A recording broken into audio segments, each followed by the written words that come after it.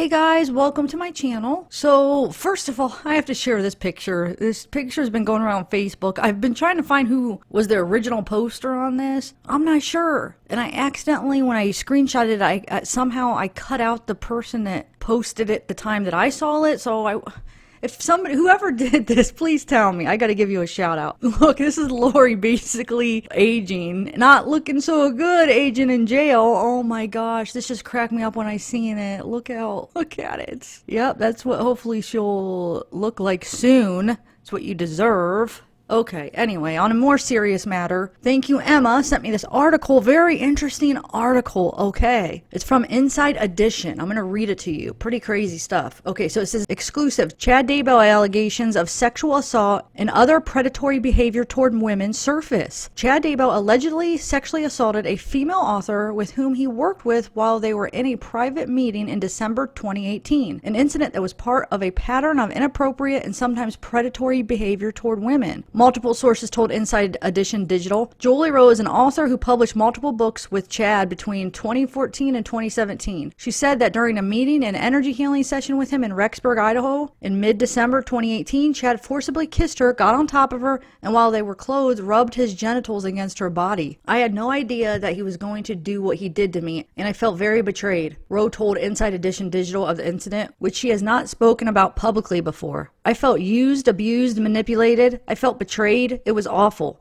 Rowe did not report her sexual assault allegations to police. Inside Edition Digital confirmed with two people that Rowe shared her account of what happened at the time she said it occurred. Those individuals were a member of her security team and Eric Smith, an Idaho-based author. Rowe claimed the assault by Chad during the December meeting came after he made an inappropriate comment to her over the phone in October 2018. Rowe, who is married with children, said that other than riding in a car with Chad 2 times during the course of their working relationship, she had never been alone with him before and was shocked by his behavior. Chad's attorney, John Pryor, did not respond to Inside Edition Digital's request for comment about Rowe's allegations. Luring women. Smith, who said he once considered Chad a friend, now believes Chad used his spiritual knowledge and gifts to lure women in. This ability he had to present himself as a real pious person with humility, like a guru.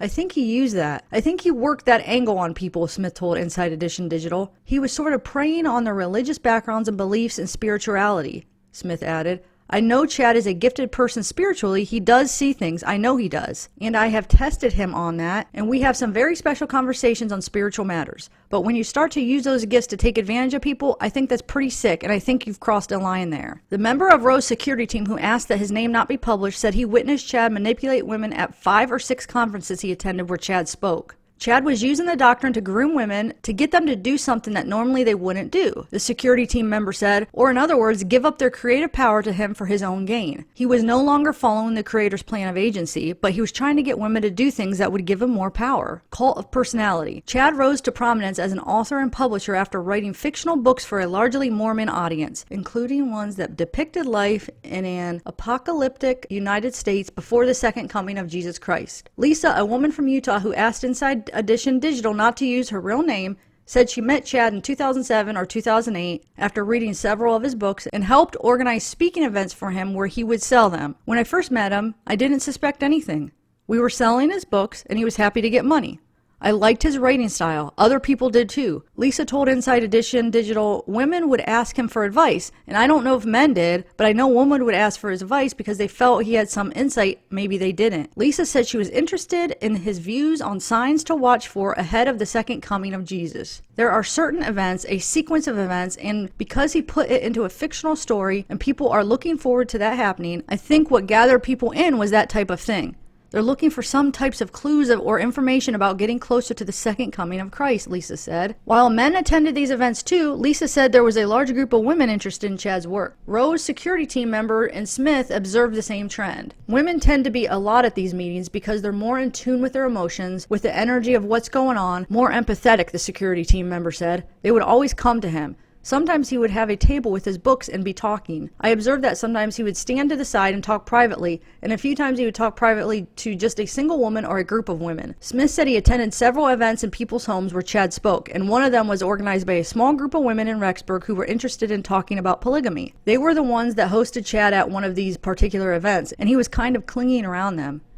He liked them, I could tell, Smith said. I kind of sensed in some of those conversations they were discussing some yucky stuff. I honestly don't know if Chad had conversations with them about those things, but I do know that there are little groups of women, different groups, that were interested in those really fringe things that are pretty inappropriate and divisive for families. Multiple probations. Rowe and Smith said Chad made lists of who he believed people had been in their past lives. Rowe said during meetings at the Brigham Young University, Idaho campus, Chad would share those lists with her. Every time I'd see him, a month later, there would be like more and more people on this list, she explained. He tried to use my gifts to ask questions and to see if I would confirm for him some of what he was being told. In addition to mapping people's past lives, Chad was also assigning people numbers related to their estate level or ascension level and whether their spirit was light or dark, Rowe said. In an October 30, 2018 email obtained by Fox 10 Phoenix from Chad to Lori, Chad ranked Lori's family, including her husband, Charles Vallow, and children J.J. Tylee and Colby Ryan. Rowe said Chad had sent her a similar list ranking her own family members, but Rowe said she was disturbed by Chad's lists, believing it was not his place to judge people in that way. Her husband expressed his concerns too. I was really disturbed that he was ranking people in the church and people in his ward, Rowe said. But other people seem to be fascinated about Chad's views on their past lives, which are also called multiple probations. Smith helped organize 2 speaking engagements for Chad at the homes in Rexburg area, and said people were especially interested when Chad told them they had been a famous person like Joan of Arc in a past life. He was a self-appointed prophet or something to these people. He would make appointments and go over to their home and present their little life history to them. That'd be pretty cool, right? Smith said. You know who you were and when you lived and where and what you did. That's pretty appealing to people. I could count on 2 hands probably people that I know personally that he did that with, including me. Chad's soft-spoken, humble demeanor was also part of his appeal, the security team member said. He was always very careful, and he used the awkwardness, the social awkwardness, to his advantage to kind of dupe people, he said. He even had the persona of being a little bit overweight, bad haircut,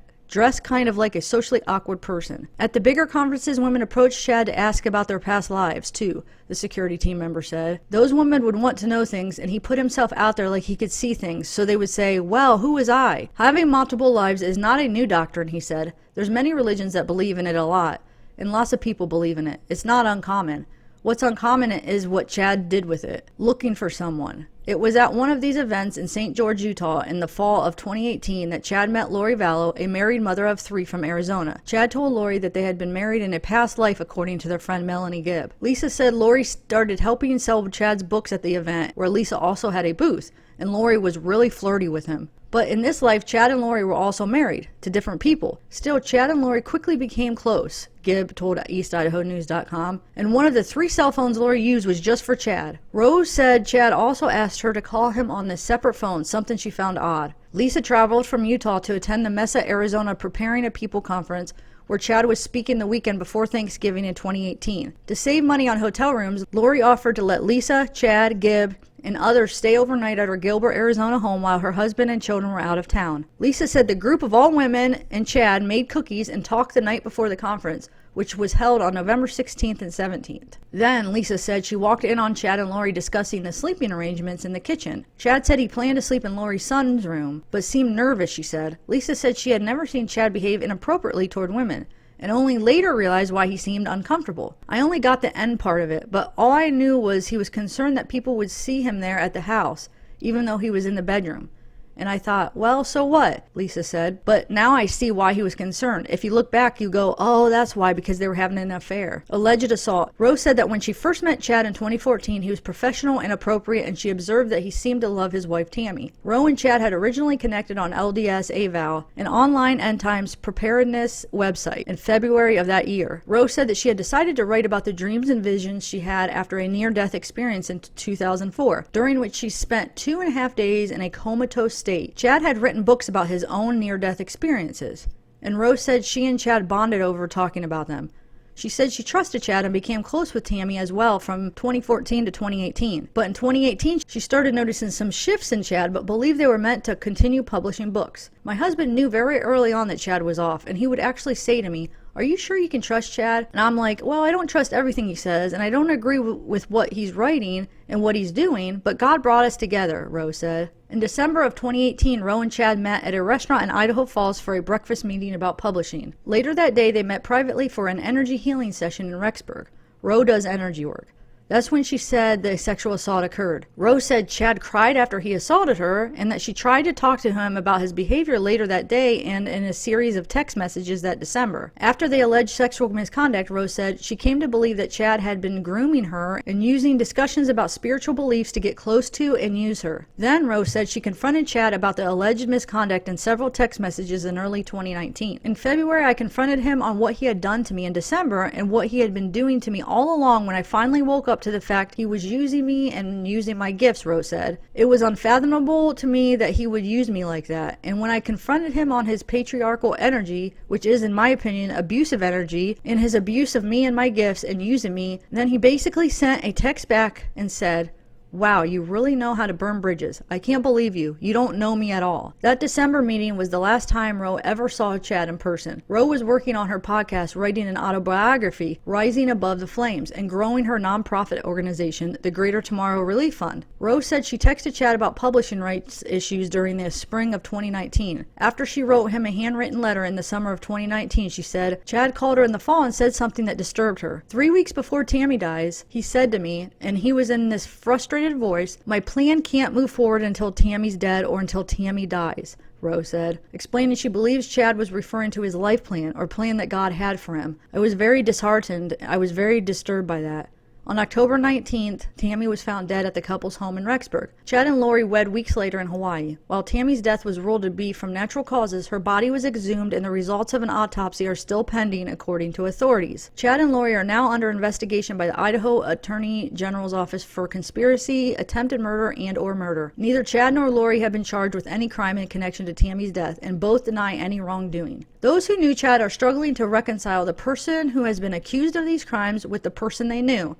And I think of how Chad has fit that. I look at all the women who believe that he was working for the light side, Rowe said. I believe for a time he was, but people change. Smith said he is now being ostracized by some in his family because he was once friends with Chad. It's unfortunate how many lives can be affected by one choice, he said. It just makes me wonder if Chad had unfulfilled desires and then mixed that with the gifts and the position and status and his ability to appeal to people, and it just created this perfect firestorm of scandal. Wow, okay, that's the article. So, shoot, crazy. I wish Julie would have came out before with that, but I guess it's something hard to talk about. Sometimes when, you're a victim of that, sometimes it takes a while to be able to say it out loud and to come forward with it. But that's crazy. I see it. I mean, I definitely see that's exactly what he was doing. Using it to lure women in, man. Wow. We have so much to discuss. So hopefully, like I said, this week, I'm going to try the beginning of the week, maybe Tuesday, or I guess I could wait till Wednesday to do it with Randy. Maybe we could do 2 lives. I think I'm going to try to do a live Tuesday, guys, and we'll discuss all this because there's so much coming out now, and wow. All right, guys, we'll discuss this later. Everybody have a good night. Bye.